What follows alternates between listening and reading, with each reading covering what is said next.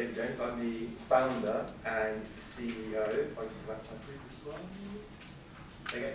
I'm the founder and CEO of an organisation called Claus.ify and also part of the GSA standard contracting stream. So I'm going to start by saying something perhaps a little bit controversial, perhaps many people agree. I think that the way we contract today is broken. I say that for many reasons. One, drawing on the point that Melanie made earlier, I don't know if Melanie's still in the room, but I think she mentioned 3 weeks to get NDAs in place. I mean, that's crazy. I think that's absolutely ridiculous use of people's time reinventing the wheel, because what we're doing there isn't something that someone's done for the first time, right? We've got NDAs, we've been using them for a long time. The current RFP process as well, the way I've generally seen it happen is an RFP is sent out. With it is a very pro-customer document, and a supplier is invited to submit a statement of compliance against that very one-sided document. That's great if you're a big organisation with an in-house legal team or big legal budget.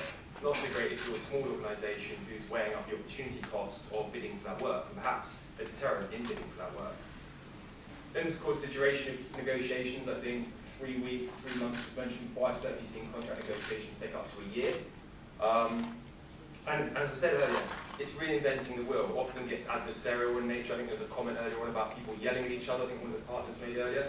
People get very excitable. It creates this quite pugnacious, pugilistic style of work, which isn't a good start for what should be a collaborative, partnerial, risk-reward-based kind of coming together of two organisations. And I think most importantly, most concerningly for me, is that it means that intelligent people's focus is taken away from the key things, which are, what are you buying, when's it being delivered, what are you paying for it? Random conversations which are a lawyer's delight around different force majeure clauses and governance provisions and things. Yeah, okay, you need to have some guarantees, it needs to work, but there's a lot of clauses in there, severance, for example, that people don't really care about. If you went to your CEO and said, we're spending ages negotiating some of these points, they would say, you're wasting my money and time, get on with it and do the deal. So, just waiting, sorry, I picked next, where's my slide to go through? There you go, okay. So, throwing legal tech at it is what people often say is the answer. Let's get legal tech, I hear that a lot, legal tech is fantastic. Well, the future of the horse wasn't an electric horse. Throwing legal tech at the problem just digitises the problem, doesn't fix the problem. What we actually need to do is a step change. So, as you know, we went from horse to car, not the electric horse. What we need is a step change. And that step change is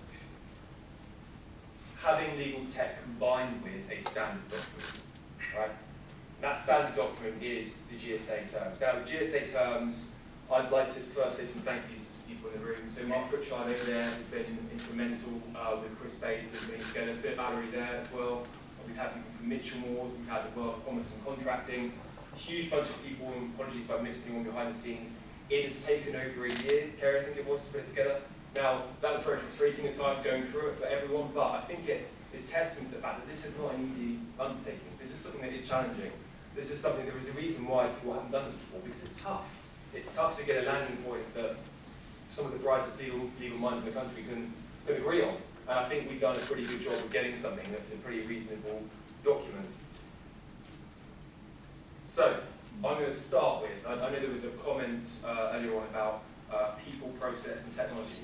So, I've talked about process, I've talked about technology. This is now a big ask, it's a plea to the people. The standard terms will not work unless there are some people in the room brave enough. And I tend to look at people in the back row because that's the rebels generally. That's where I saw myself in school. I was always the back of the bus, back of the class, causing trouble. So the rebels here, the brave people, please give it a go.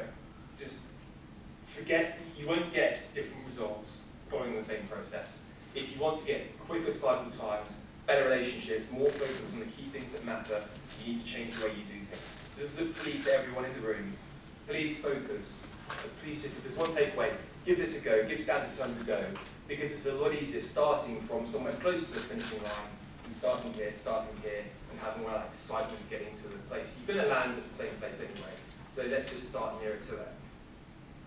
So why the platform? So we talked about the standard terms, why the platform? The platform does 3 things. One, it ensures integrity of the document. So having a standard set of terms and conditions is all very good, but if you receive it in Word format, what happens? People add in a clause they quite like, they tinker something.